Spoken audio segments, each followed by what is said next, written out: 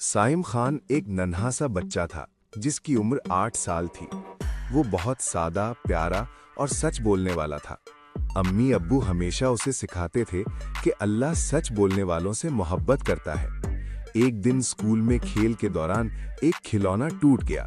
सब बच्चे डर गए और एक दूसरे पर इल्जाम डालने लगे।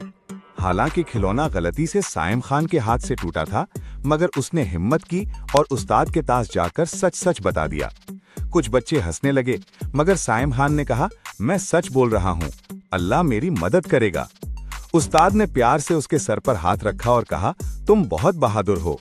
अगले ही दिन उस्ताद ने सब बच्चों के सामने साइम खान को सच बोलने वाला नन्हा हीरो कहा और उसे इनाम दिया। सब बच्चों ने सीखा कि सच बोलने से दिल खुश होता है और अल्लाह भी ऐसे बच्चों की मदद फरमाता है। साइम खान मुस्कुरा रहा था क्योंकि इसने सच का रास्ता चुना था।